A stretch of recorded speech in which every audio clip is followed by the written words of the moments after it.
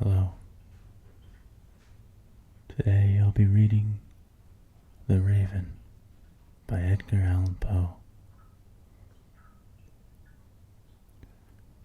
Once upon a midnight dreary, while I pondered, weak and weary,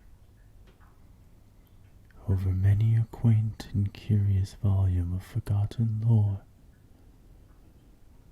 while I nodded, nearly napping, suddenly there came a tapping, as of someone gently rapping at my chamber door. "'Tis some visitor," I muttered, "tapping at my chamber door. Only this, and nothing more." Ah, distinctly I remember it was in the bleak December, and each separate dying ember wrought its ghost upon the floor.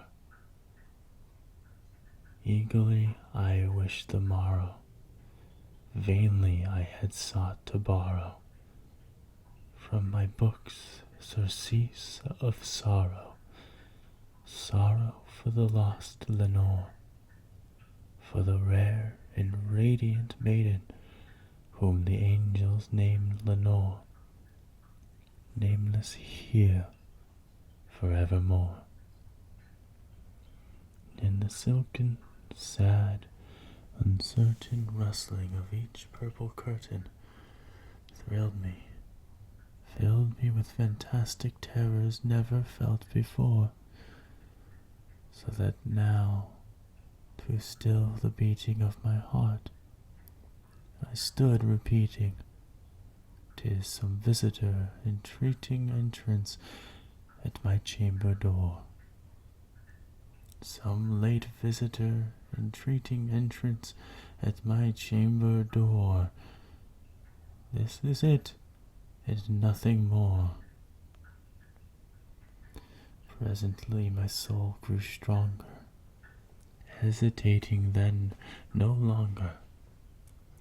"Sir," said I, "or madam, truly your forgiveness I implore.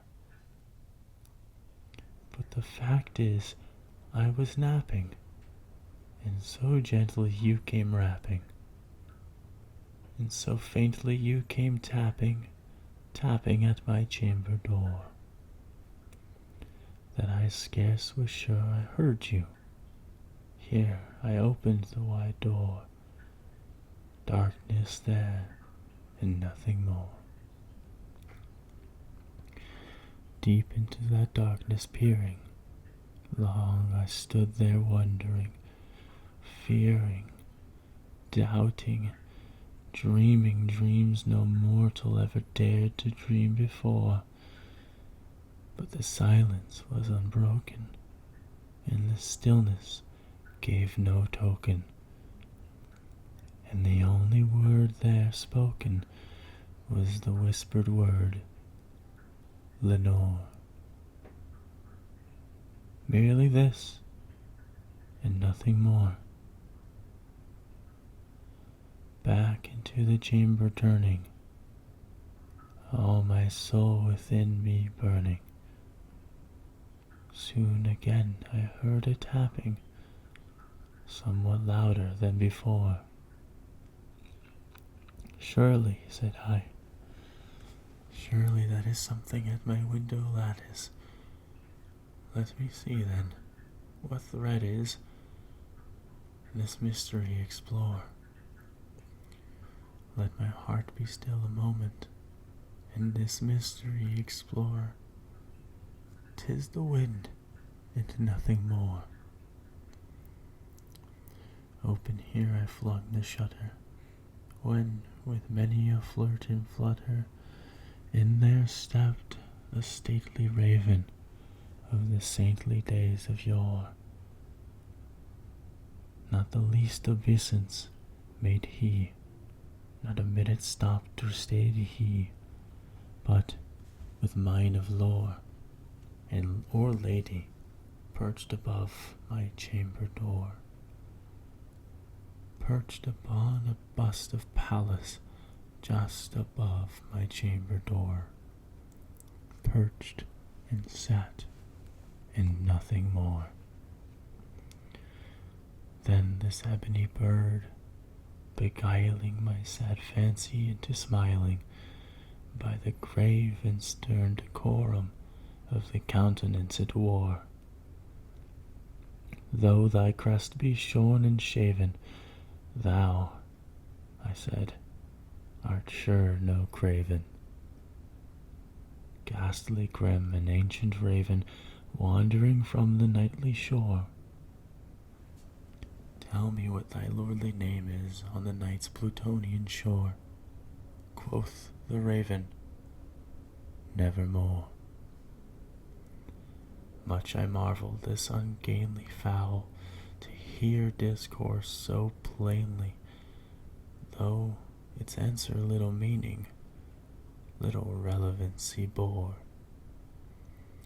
For we cannot help agreeing that no living human being ever yet was blessed with seeing bird but above his chamber door. Bird or beast upon the sculptured bust above his chamber door, with such name as nevermore. But the raven, sitting lonely on the placid bust, spoke only that one word, as if his soul in that one word he did outpour. Nothing further than he uttered, not a feather than he fluttered, till I scarcely more than muttered, other friends have flown before. On the morrow he will leave me, as my hopes have flown before. Then the bird said, nevermore. Startled at the stillness broken by reply, so aptly spoken. Doubtless, said I, what it utters is its only stock and store, got from some unhappy master, whom unmerciful disaster followed fast and followed faster, till his songs one burden bore, till the dirges of his hope that melancholy burden bore of nevermore. But the raven still beguiling all my fancy into smiling, straight I wheeled the cushioned seat in front of bird and bust and door. Then upon the velvet sinking, I betook myself to linking fancy unto fancy, thinking what this ominous bird of yore, what this grim, ungainly, ghastly, gaunt, and ominous bird of yore meant in croaking nevermore. This I sat engaged in guessing, but no syllable expressing to the fowl whose fiery eyes now burned into my bosom's core. This and more I sat divining, with my head at ease reclining on the cushion's velvet lining that the lamplight gloated o'er. But whose velvet violet lining with the lamplight gloating o'er? She shall press, nevermore. Then, methought, the air grew denser, perfumed from an unseen censer, swung by seraphim whose footfalls tinkled on the tufted floor. Wretched, I cried, thy God hath lent thee, by these angels he hath sent thee, respite and nepenthe from thy memories of Lenore. Quaff, oh quaff this kind nepenthe, and forget this lost Lenore. Quoth the raven, nevermore. Prophet, said I, thing of evil, Prophet still, if bird or devil, whether tempter sent, or whether tempest tossed thee here ashore, desolate yet all undaunted, on this desert land enchanted, on this home by horror haunted, tell me truly, I implore, is there balm in Gilead? Tell me, I implore. Quoth the raven, nevermore. Prophet, said I,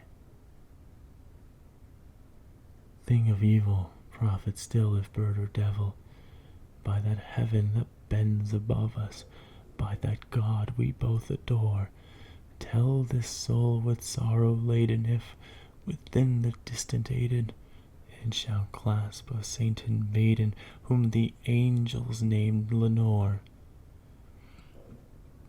Clasp a rare and radiant maiden whom the angels name Lenore. Quoth the raven, nevermore. Be that word or sign of parting, bird or fiend, I shrieked, upstarting, get thee back into the tempest and the night's Plutonian shore. Leave no black plume as a token of that lie thy soul hath spoken. Leave my loneliness unbroken. Quit the bust above my door. Take thy beak from out my heart, and take thy form from off my door.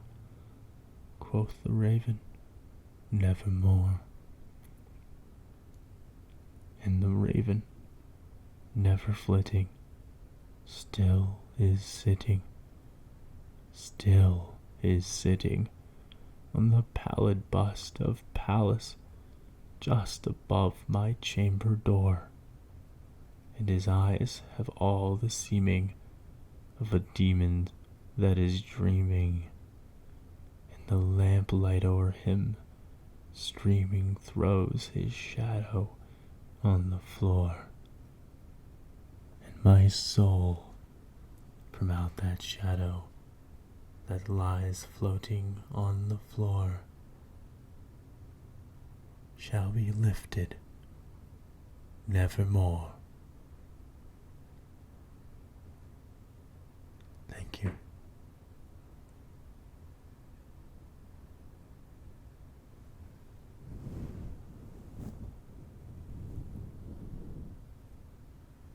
I hope you enjoyed. That was Raven by Edgar Allan Poe.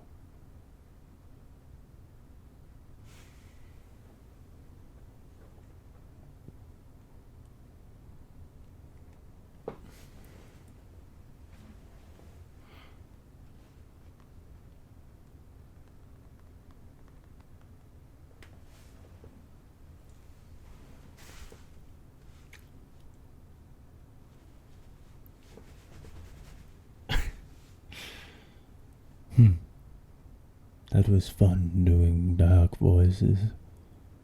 Let me know if you would like to hear more. There's always more where that came from. Enjoy. Let me know in the comments below what you'd like to hear, if there's anything else.